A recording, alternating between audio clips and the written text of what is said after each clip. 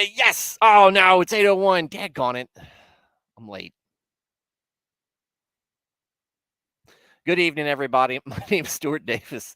I'm a flawed man of God. Welcome to today's program. I am a deacon at a small church just outside of Richmond, Virginia.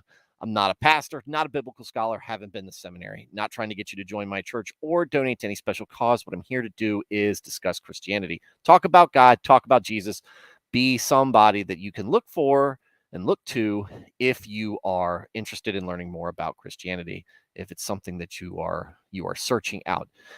Let this place be a resource for you to get insights on what it's like, who people you might run into if you go into a church.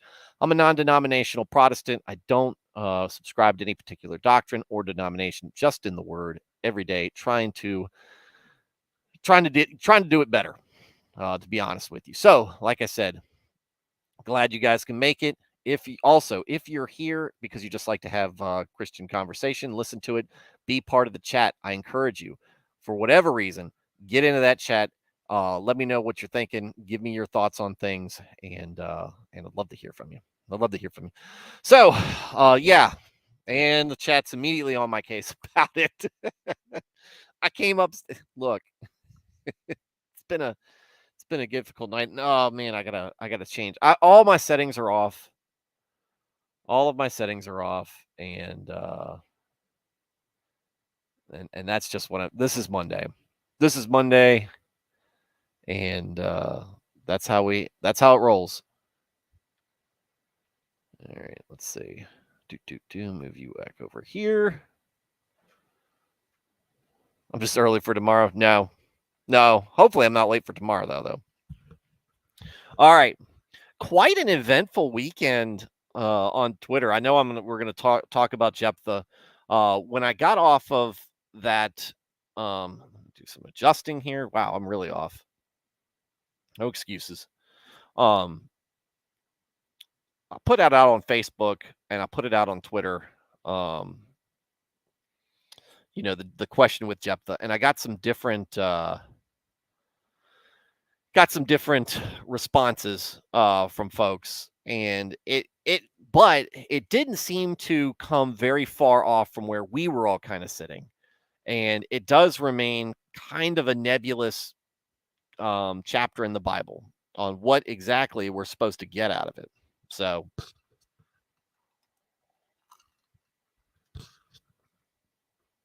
it being what it is, we're going to get into some of the responses.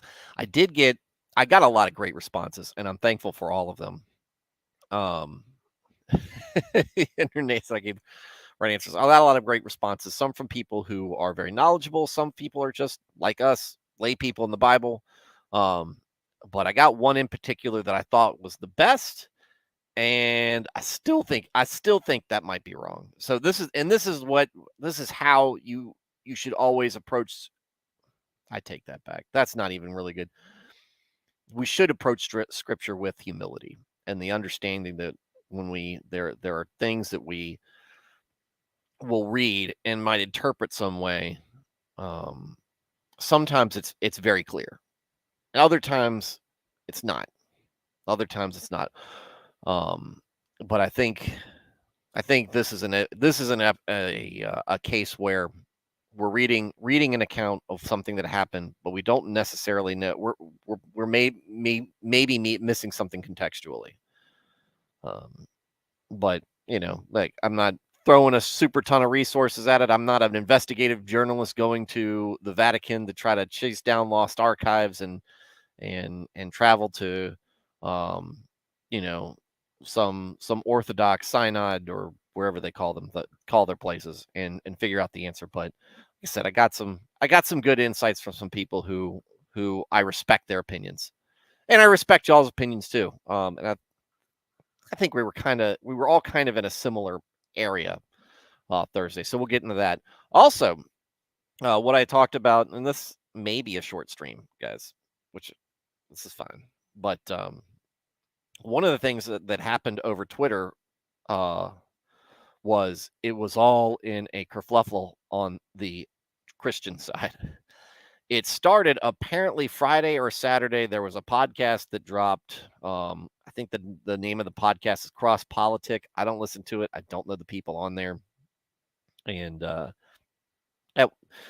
at one point, you had a Presbyterian blame Anabaptists for transgenderism, and then things broke loose, and then everything kind of stopped to a degree when some Catholic made a video of him burning a Bible. So we'll get into that. First, let's check in to see who's here. Nico first, Dresden second, Alias third, and Nernath chugging in late at and fourth. If I'm late, Nernath, how come your chat was at 8:01 too? You're late with me. You're just late with me. I was rushing too. I was rushing to get everything set up, and I had these lights. Some of them aren't even on. What is going on here? I bet the switch is off. Daggone it. Awful. So, Alias third, Nico late and sinful. Nernath late. Dresden, I have disliked. 60 seconds late. More like 4 seconds late. Because it was 4 seconds into 8:01. So, all right, guys. So let me look this stuff up. Some of the answers I got, and read them off to you. I'm not gonna dox anyone, so I'm gonna just do it off screen because this is on my Facebook page.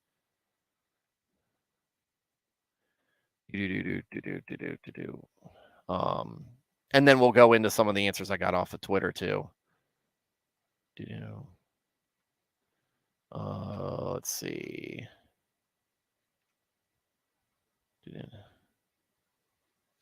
I'll just go to my.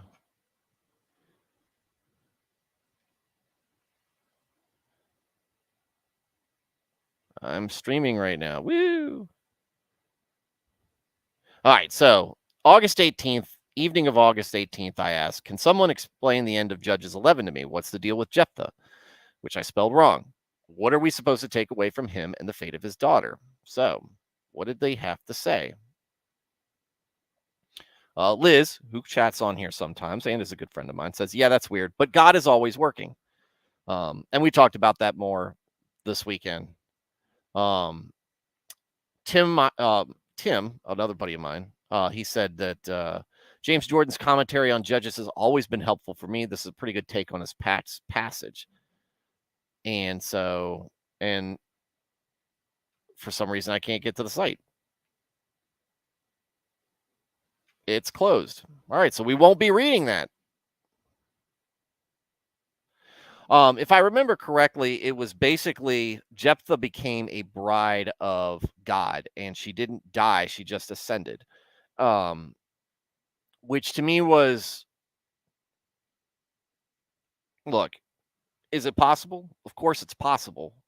I just feel like it's going way out there. It's taking a lot of symbolism, but basically, it seemed like he offered his daughter up, and it became God. Jephthah's daughter became God's, and there are possible references in the New Testament and possibly the Old Testament. Like I said, I need to have this text to read.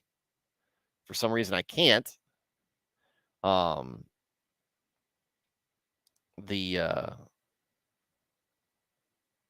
That point back to this as a woman coming down the mountain, or coming down to the mountain, and I mean he made some connections, but a lot of it felt like inference, and I didn't like the first part he was talking about was okay, but then it starts to get a little bit out there for me. Like I said, he could be 100% right and I could be 100% wrong. It wasn't really resonating with me. Then my pastor says, I take it a bit more literal than some. God never asked him to do that or make the vow. There's no other passage to my knowledge in the Old Testament where burnt offerings mean anything else. I think it's important to also remember so much of the Old Testament is merely history, not necessarily something to be mimicked in a way of following. And a lot of that his first portion is correct, I think, in my mind, and that's kind of where we were all kind of confused, right? It doesn't go very far past that. He does say, look, this is just an account of history.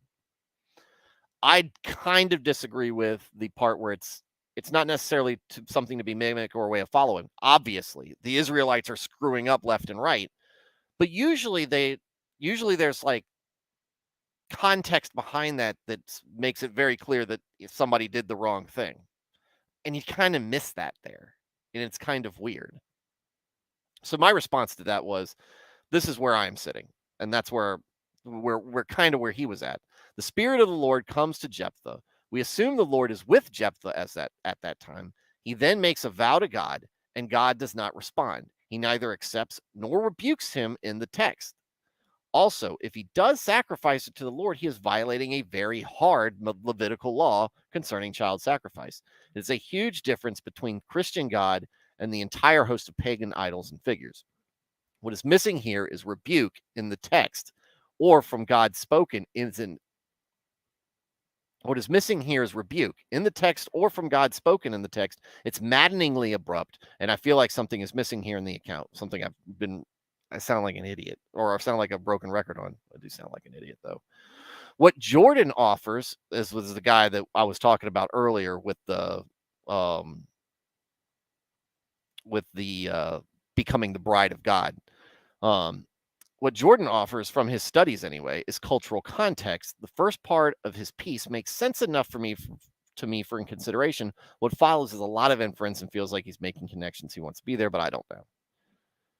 And another lady who I'm very fond of said, "You said it in your first statement. God did not respond. How often do we ask, and when we don't get our answer quick enough, we go forth presuming God is still in the quote unquote plan," which I think is something that one or two of y'all also mentioned. And again, it seems like we're all kind of tracking on this, and we're all still kind of confused.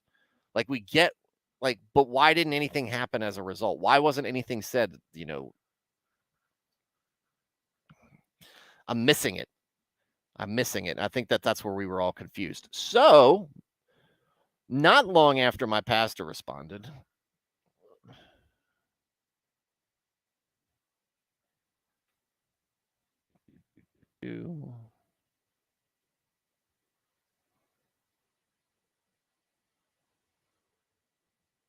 let's see. I will share my screen here. Dresden, just want to clear the air. I have now liked the stream. Thank you, Dresden. You don't owe me any likes, but I will happily take them when offered.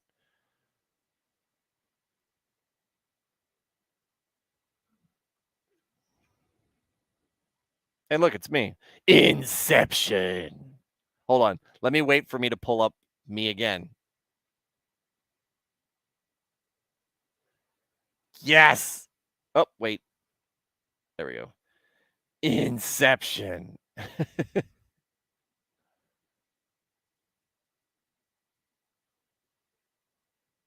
Ooh, I like that, Nernaeth. And maybe that ties into kind of where we're all at. Where I think that really ties in well with where we're at. I heard an alternate opinion this week. The writer left out the explanation of what happened to his daughter, so this could stand as a warning to readers. Like that. I like that. All right, so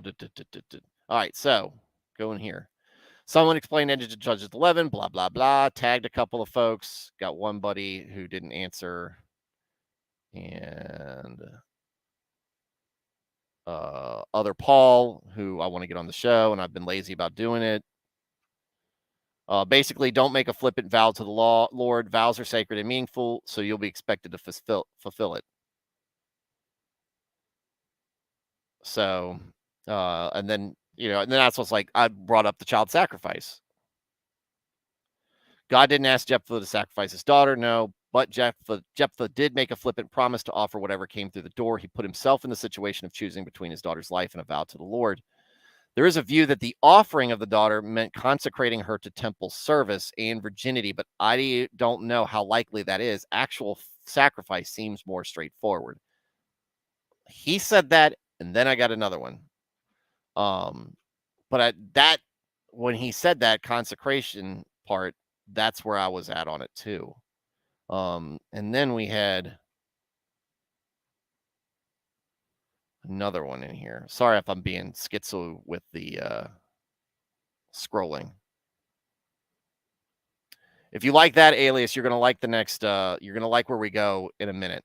So Remy, who's Lutheran Answers on here, if you ever see him comment, he said it's possible, though it seems unlikely, that Jephthah assimilated pagan beliefs and practices. More likely, though, the tragic vow stems from his lack of faith. He knew God's law, but did not know God's mercy. Something else one of you talked about. One of y'all mentioned that. Look, this is why the chat is cool. This is why you guys are cool, because y'all come up with these ideas.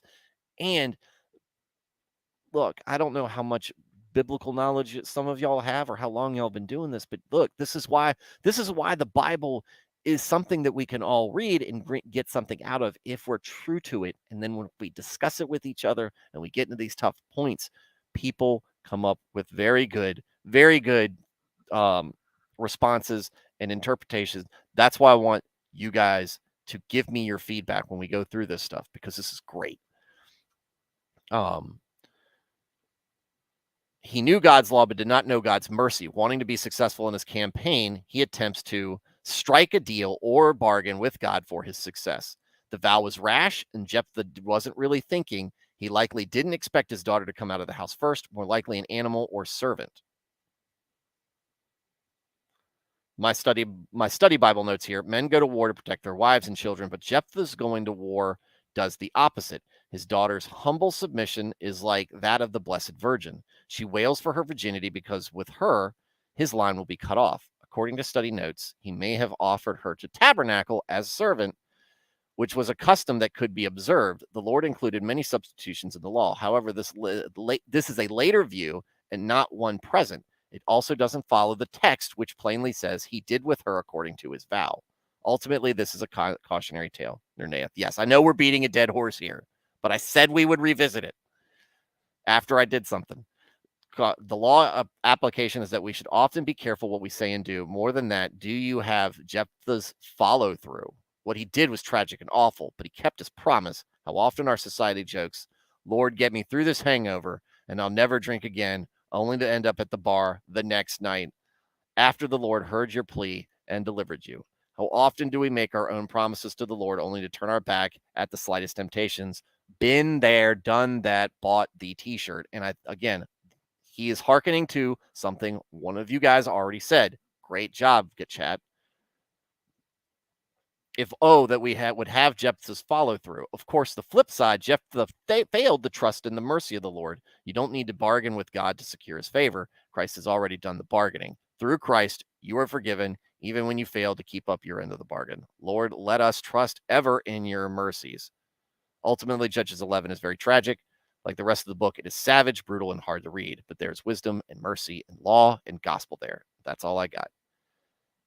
And I said, I love Judges. It can be very raw, but even through Israel's sin, there is what you say about God's infinite capacity for love and forgiveness. It's amazing. So thank you, Remy. And that's great. And so since we're on here, and this is what I liked. This is the interpretation I liked. Now, I want to be clear here. This is an interpretation I liked. It made practical sense to me. However, it does still have a problem. So, where did it go? Oh, there we go.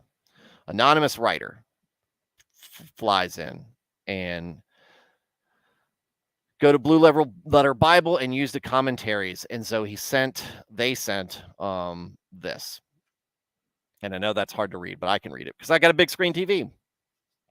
Judges 11. How could God allow Jephthah to offer his daughter up as a burnt offering? So now we're going away from the message and find out what we were kind of had a problem with.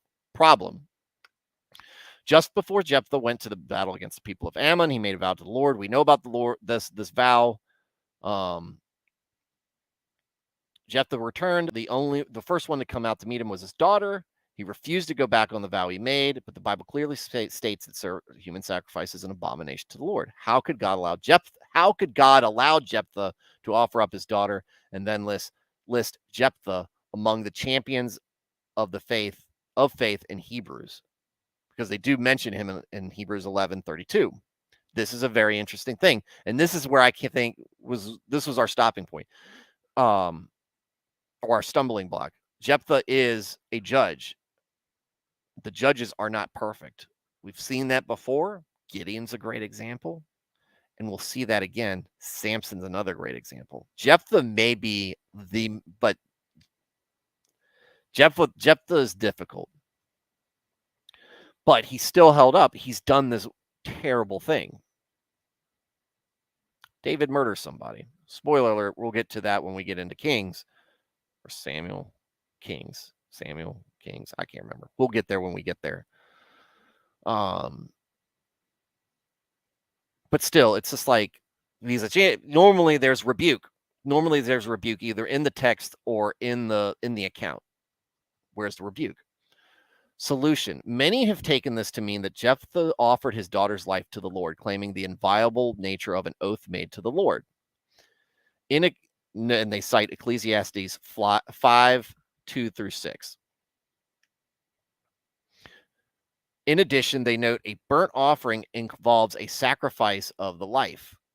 They justify it on the grounds that a vow to God takes precedence over all else, even human life. Genesis 22. God is sovereign over life, and he takes it if he wishes, as he does eventually. However, because there's a lot of problems with that. However, for several reasons, it's not necessary to assume that Jephthah ever offered a human sacrifice. First, Jephthah was aware of the law against human sacrifice, and if he had intended to offer a human sacrifice, he would have known this would have been a blatant rejection of God's law. Well, when has that stopped us in the past? Second, and when has that stopped Israel? Secondly, the text does not actually say he killed his daughter in a sacrificial offering. He kind of does. This is simply inferred by some from the fact that he promised that whatever came out of his house first shall surely be the Lord's, and I will offer it up as a burnt offering. As Paul indicated, human beings are to be offered to God as to God, quote, as a living sacrifice. Romans 12:1, not as dead ones. Jephthah could have offered his daughter to the Lord as a living sacrifice. For the remainder of her life, she would serve the Lord in the temple and remain a virgin. Third, a living sacrifice of perpetual virginity was a tremendous sacrifice in the Jewish context of that day. I like cultural context here. I like that they put it there. As a perpetual virgin dedicated to the service of the Lord, she would not be able to bring up children to continue her father's lineage. Jephthah acted as a man of honor and great faith in the Lord by not going back on the vow that he had made to the Lord his God. Fourth, this view is supported by the fact that when Jephthah's daughter went out to weep for 2 months, she did not go out to mourn her impending death. Yeah, I would probably be mourning the fact, not that I was going to die a virgin, but the fact that I was going to be offered up as a burnt offering. Didn't they saint Joan of Arc, right? She went out and bewailed her virginity. Finally, if she was facing death at the end of the 2-month period, it would have been very simple for her to marry some young man and live with him for the 2 months prior to her death. There was no reason for Jephthah's daughter to mourn her virginity unless she was facing a life of perpetual virginity. Being the only child of Jephthah, his daughter was not mourning her virginity because of any illicit sexual desire. This makes a ton of sense in my brain, puts a whole lot of it into perspective. The only problem I see with it is that he did just as the Lord said. However, if he offers her not as a burnt offering, but he offers her life up to God in service, that puts a lot of things into question. Why is he upset and tearing his clothes? Because his lineage is ended. And this is the punishment that he gets for not just trusting in the Lord Remy said it earlier. We have Christ. Christ has bared that burden for us. They don't have that at that point. However, what they do have is a very blatant and very tangible promise from God that said, "Look, if you just do what I ask, I'm going to deliver you in these battles. You're going to have a great place to live. And I will deliver you from your enemies, or, or I will deliver your enemies to you." Right? He doesn't do that. He doesn't just go in faithfully. It's kind of like Gideon with a little bit different response. Gideon's afraid, but he's still kind of doing this stuff. Um, and he's still, not buying in all and Jephthah, he has his crisis of faith where and it breaks to the point where he goes, instead of just assuming that God's going to have his back like God has said, he wants to make a deal. And this is what we said. This is why I agree, and it is a dead horse that we've been beating. This is a cautionary tale. Don't make these vows, right? Don't make these vows. To the point where, because one of the things that in the first part I was talking about that I couldn't pull up the text, one of the things the guy said was it was very common back in that day for the returning commander, for returning officers, for their daughter, if they had one, to be the first person to be at the door for them. Maybe Jephthah knows what he's offering up. Who knows?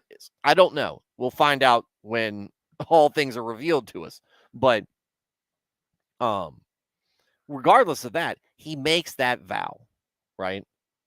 He makes that vow. Maybe he forgot about it, and then when she showed up, he knew exactly what was what he had to do. But for whatever reason, he makes a vow that he didn't need to do. And maybe perhaps that is why God is staying silent. Maybe God's a little ticked off about it and be like, okay, you'll make this stupid vow. I was going to do it anyway. And now you've done this thing. And so now we'll see if you hold yourself accountable to it. And the interesting thing would have been if Jephthah had turned around and said afterwards and been like, I know I promised this, and I'll do it if you want me to fulfill it, but can I get out of this somehow? But you made a gut vow to the Lord. But again, it's one of those things. You can always come to God with a request. This is a cautionary tale with several lessons kind of stacked on it. But it all comes down to that breaking of faith. God deliver me. God deliver make me the winner of this battle. He was going to do it anyway. He didn't need you to make a vow to him. He just wants Israel to be good, be wholesome, be a just nation that worships him and the covenant that he made. Follow through on your promises. That's what he wants. That's what God is asking for. That's what God is asking for us in a different way. The same thing. It's the same core concept. Anyway, so I love this. This was out of Blue Letter Bible, and I thought when critics ask. So this is a pretty good apologetics. So if you found like if you come across somebody be like, well, what about this thing in Judges 8 when he sacrifices his daughter and God does nothing? Now we have something. Now we have something. But what I really enjoyed out of this was what I really enjoyed about this and reading through it with you guys is a lot of the insights you had as we read through it. So thank you guys for what y'all did Thursday. Keep it up.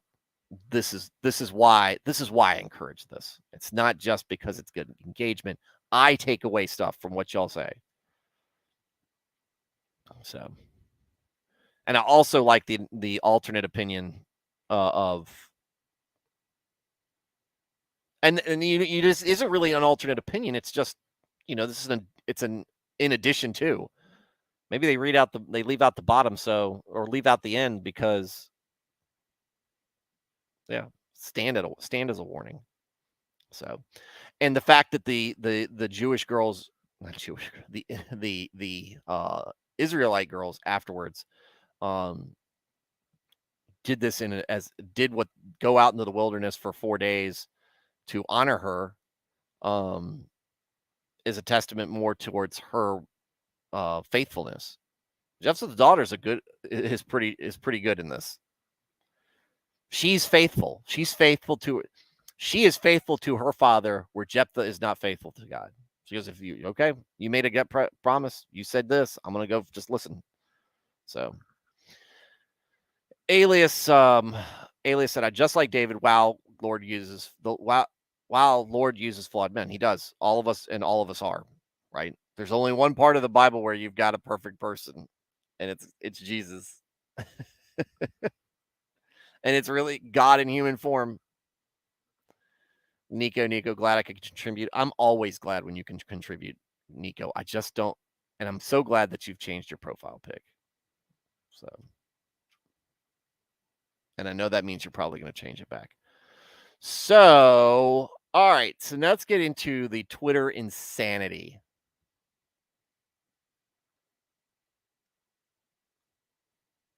And let's see if it's even still up.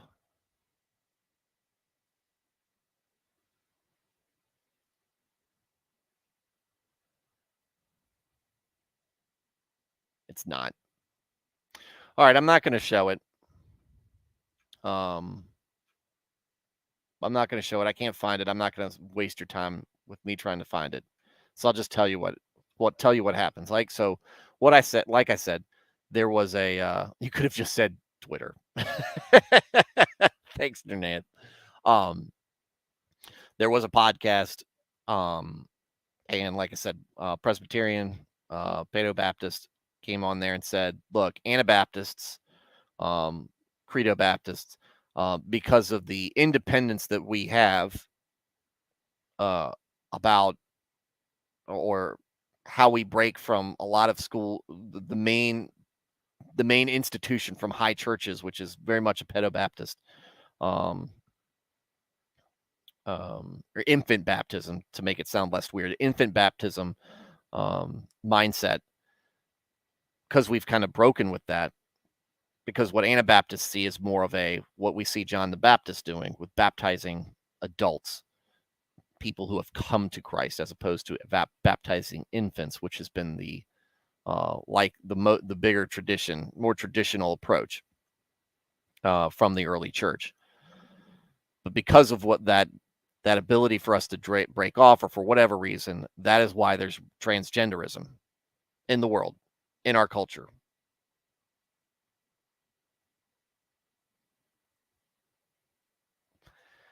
Funny you should say that, because infant baptizers exist in the Anglican Church, where there's a lot of transgender affirming attitudes, and in the ELCA Lutherans, who are in infant baptism, and their big main bishop is a transgender person. I don't know what they identify as. I think they identify as a woman. I don't know. Whatever. Twitter went insane for about 48 hours over people arguing about yes, no. Most everybody from both sides, on both sides of that argument,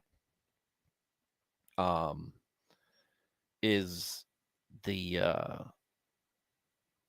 said it was too far. And and a lot of people said there should have been apologies and everything, but people were memeing each other and complaining, and there was gnashing of teeth, and there was overreactions, instead of just dismissing somebody for a hot take. Then Sunday comes, and I don't know the Twitter handle. Like I said, the Twitter handle has been deleted, and I think they went private afterwards, or they got their account deleted. And what it was a question, a Q&A, a snippet of a Q&A, or it's just a small video of somebody asking, what do you do if a Protestant gives you as a gift a Protestant Bible if you're Catholic? And he quotes Pope Pius the Sixth, maybe the 10th, whatever.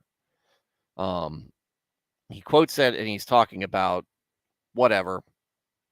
And then he has a Bible in his hand, faces off screen, but he's got a Bible in his hand, and there's a fire in the background. It's in a fireplace, and there's a book burning in the background, multiple books burning in the background. And he takes the Bible and he tosses it in the fire. Now, this is a guy who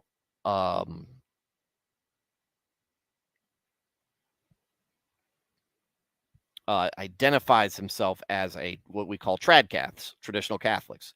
I like a lot of traditional Catholics. Some of them are over the top. A lot of times they can be. A lot of times all of us can be. When we're talking about Catholics versus Protestants versus Orthos, as in or the Orthodoxy, when it talks about who's right. I think that there is real faith, saving faith in all three.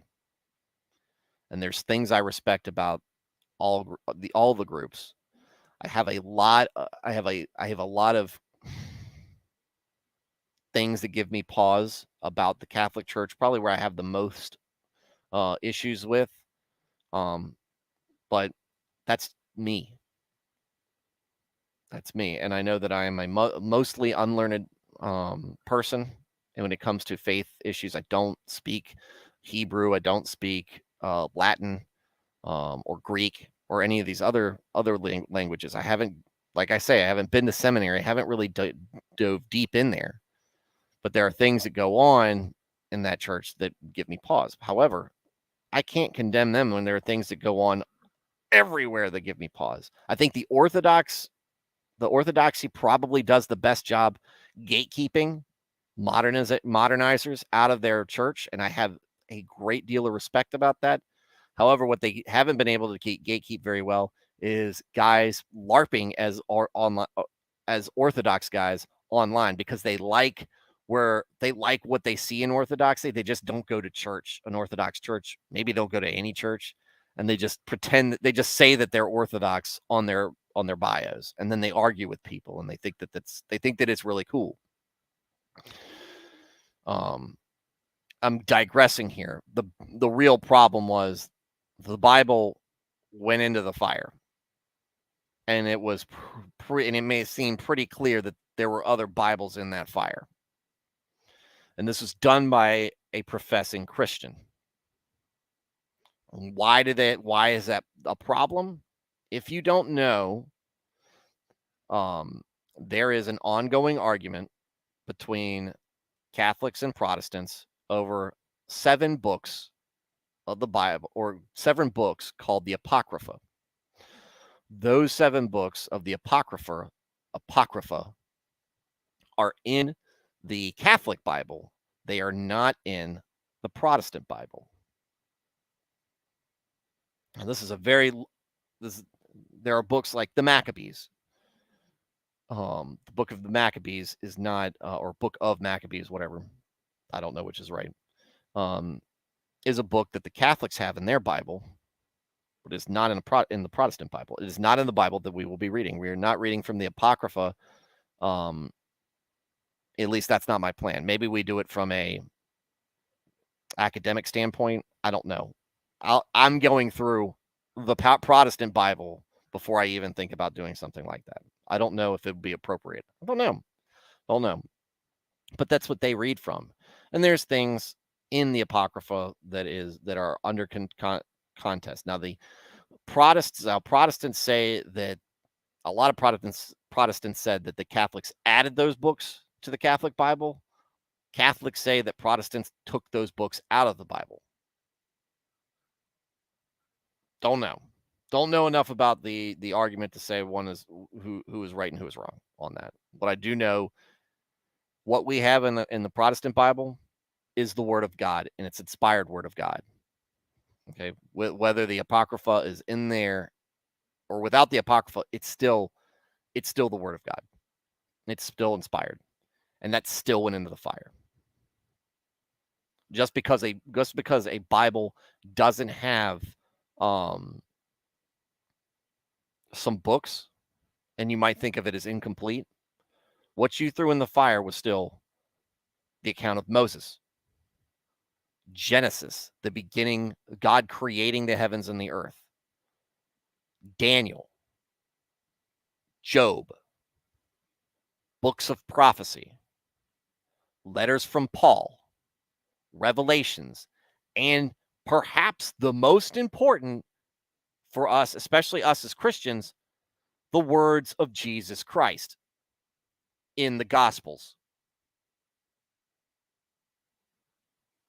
You took all of that because it was missing a group of books, and you threw it into the fire.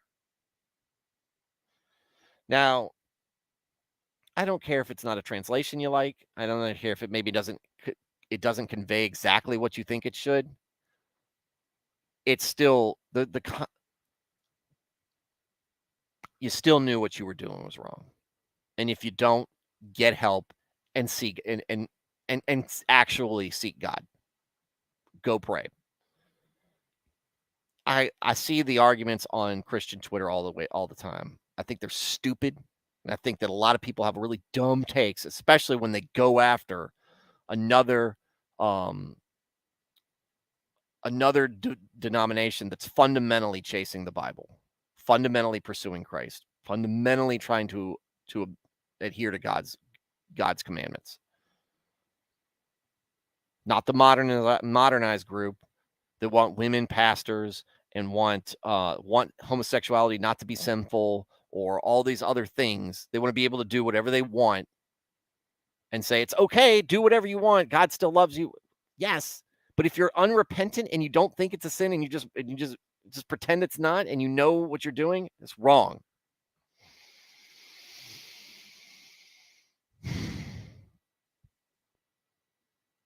Stop tearing each other down. Stop tearing each other down. You can have a logical disagreement. It's never good to take that online. There are people who can do it. The vast majority of us cannot, myself included. And I'm trying to pair myself back on that side. Because I know I don't come across well. So I'm going to get to your comment in a second here, Nath. Porcupine, welcome. By the way, hope your project's going well. My issue with the Catholic Church is their polytheism, praying to other people's saints for guidance, help, grievances, and repentance. Okay, so address that point a little bit. There are people within the Catholic Church, and they're mostly lay people, and they're mostly in places like South America, where the religious culture of the indigenous religious culture kind of fused with Catholicism in many locations. So there are like what is it? Pachamama, right?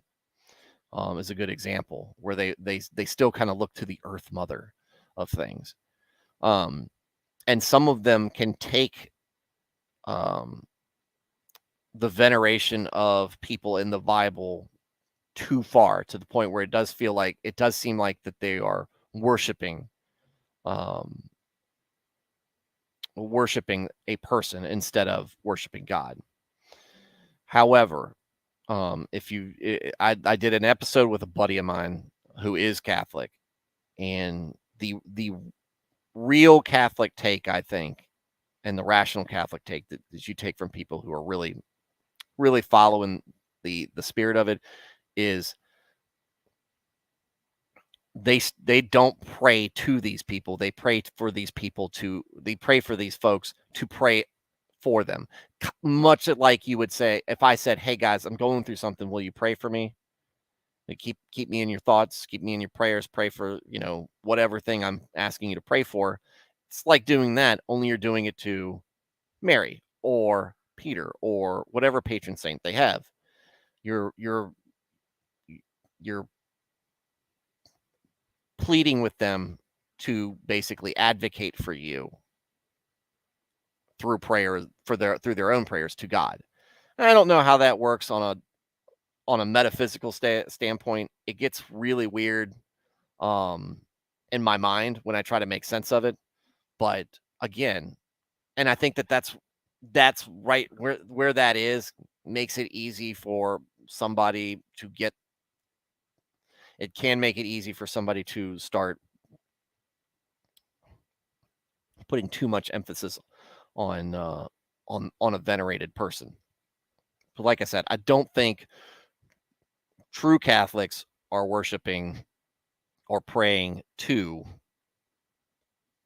people. I could be wrong. I don't think so though. I don't think they're praying. They're asking for assistance, and he kind of gets into that. I need to have an episode with him where he gets more into it. But I thought he did a really good job coming on and discussing that. My issues with Catholicism are more along the lines of how they view bastardization, the indulgences. There's just other things that kind of the bureaucracy of prayer, confession, and everything. I have a very different take on it than they do. I just my take on the Bible doesn't align enough with theirs for me to ever consider converting. Now, something earth-shattering could happen that could change my perspective, but at this point, I don't see it.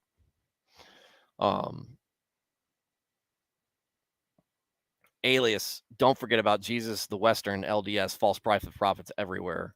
Misdirection is everywhere. Yes, Mormons aren't Christians.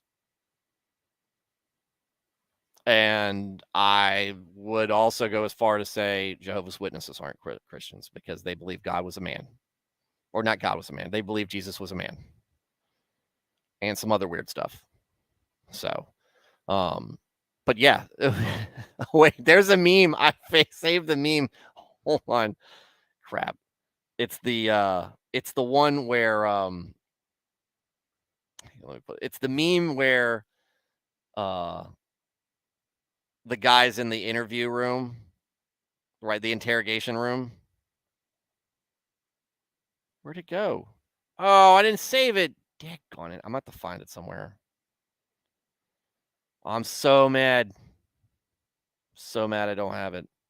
It's in the interrogation room. And it's the guy who goes, "Are the golden discs in the room with us now?" And the guy is Joseph Smith. So I always go back to, but Jesus said, "Let the children come to me, don't stop them, for the kingdom of heaven belongs to those who are like these children." Matthew 19:14. Yeah. Yeah, that's the thing, right? To me, it's just like whichever format of Christianity, which is true enough to the Bible to be fundamentally with God's expectations of us. Whatever gets you into whatever format of Christianity gets you into heaven, I want you to do it. And some people need that discipline of or some people thrive in that with a denomination that requires a lot of discipline. Lutheran, traditional Lutherans, traditional Catholics, always traditional. It's always fundamental because it's not this new age stuff. That's not all the crap. Whatever gets you there. Okay. I want you guys in heaven. I want my enemies in heaven. I want everybody in heaven, as many people as can get there. And I want all the people that I badmouth to get there so I can apologize to them. I was talking to Thaddeus about it. I said, I'm going to spend a considerable amount of time at the beginning of my eternity, Lord willing, apologizing to people. So Nernea said, what I don't get is why these people would take time and attention off God to pray for people on earth. Yeah, I take a little bit. If you're praying to Mary to pray for you, or if you're praying to whomever to pray for you, why not just pray to God? My personal take.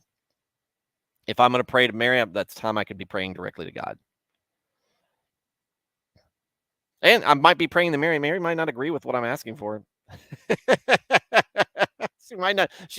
I might be enlisting somebody who go like, no, God, don't do that for them. They don't need that. You don't know, right? But normally those are times.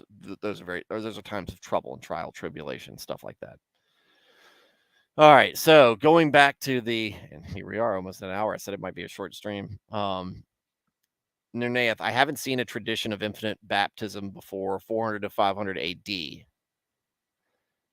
400 to 500. I know what you meant, Nernaeth. There is the centurion. What infant baptism folks point to is that there is a centurion that is converted, Roman centurion converted, and it says he and his household were all baptized. And so the inference there is that he had young children and infants or infants or both that were baptized in there as part of his household. And it's an ongoing meme. Like I said, this is where a lot of it they hang their hat on. There's some other passages, but that's the main one I can think of.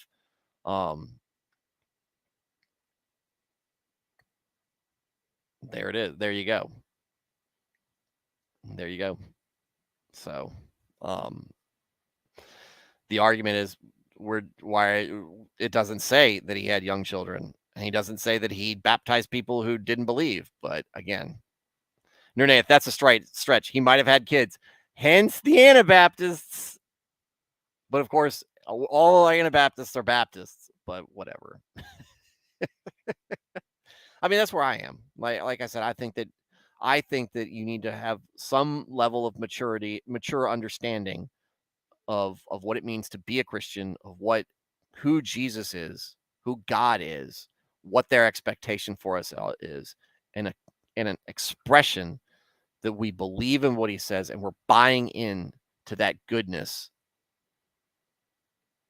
those guidelines for goodness that he has set up for us. That's my take. Look, if infant baptism is right, man, it's a whole lot easier. And lots of things in life God makes a lot of things in life difficult. But sometimes God makes a lot of things in life easy. Just ask. Right? When it talks about prayer, just ask. You might not get what you want, but all you got to do is ask. Just don't do these things, right? Sin is sin, God is God. Realize that. Ephesians 2, 8 through 9. Sin is sin. And Porcupines had a simple prayer conversation with God. Yeah, that's what I like. And a lot of times, now I lay me down to sleep when I'm going to bed. I thank God for the things that I've been blessed with.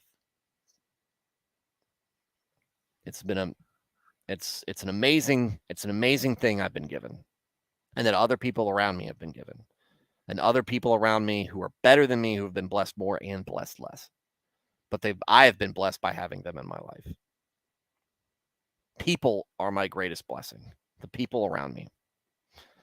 And that's one of the things that gets me really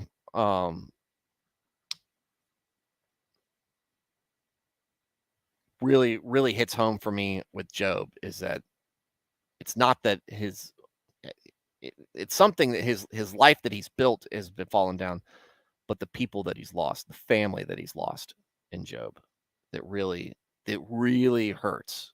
And that's the real pain, right? And we'll understand. We'll talk more about that when we get into Job.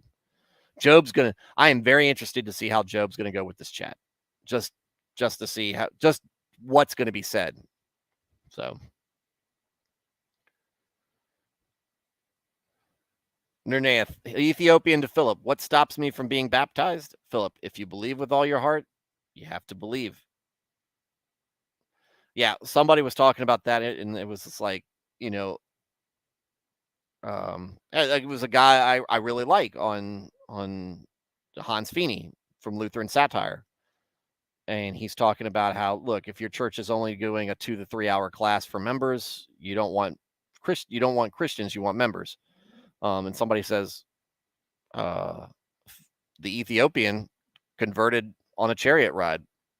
So, I mean, how long was that chariot ride? A half hour, an hour, whatever. It wasn't multiple days. So, and his response was, "Do you think most pastors are as good as Philip?" And like I said, he and folks, that's true. But again, I don't know. I had an hour and a half long class to be member of my church, but I was coming in as an already baptized prior member of a similar church in town that everybody was familiar with. And the other family that was in the class with us was very similar and very, very, to me, much more in touch with their faith. And you know how I know they're smarter than me? They homeschool both their kids. And both their kids are pretty cool too.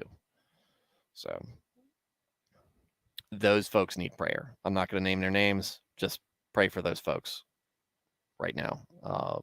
They're just going through a lot of health things, and they could really use some healing from God, or some comforting from God. Those are good people. Anyway, Alias, maybe not realize, acknowledge. Job, an overachiever. Oh, yeah. Job's an overachiever, still gets put in his place. Job, to me, and I hate to say it because Ayn Rand was a raging atheist who gets the faith of the church wrong.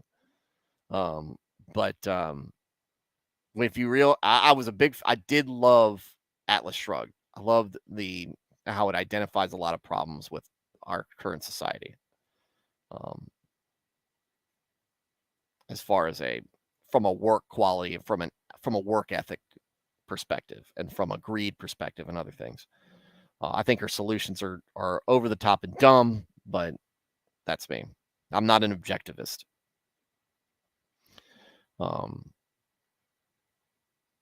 However, most of that book is monologuing. A lot of Job is monologuing. It's not a lot of dialogue. Now, there's multiple people there, but it's not like they're not necessarily having a dialogue. They're just, this is my speech, this is my speech, this is my speech, and they're all kind of just kind of debating each other or doing whatever. So, all right. Bottom line, there are people who do really dumb things trying to hit back at folks that they disagree with theologically. And this one was one that was a little over the top. And as soon as that happened, all the arguments about baptism on Twitter stopped. And everybody jumped on it, which is probably why he went protected on Twitter. But at the end, now they're going back to the baptism debate, because that's what Christian Twitter is mostly about: infant baptism and Calvinism. Do you agree with it or disagree with it? Either of those. All right, folks. I'm gonna call it a night tonight. We're gonna run right around an hour. Lots of folks in here. I'm glad you guys came in here to visit with me. Nico, Dresden, Alias. I like that you're becoming you're pretty regular now. Nernath. I'll have to get on Fig. Porcupine Fig hasn't been here. And I was chatting with him. He gave up on his baseball season because he's not doing too well on it. Porcupine as well. Hope you guys are all doing well, and glad to have you in here. And we'll get back into Judges tomorrow night. That's the plan. So, in the meantime, please be good. Please come back. And I really, really want to thank you all again for your thoughts, putting your input and thoughts in the chat on how that part of Judges made you feel. And I want you, and whether we're having an in-depth conversation about it, and other people are offering a opinion about any passage. If a passage that you hear me read that we're going over has affects you, put it in the chat, because we might gloss over something that you noticed.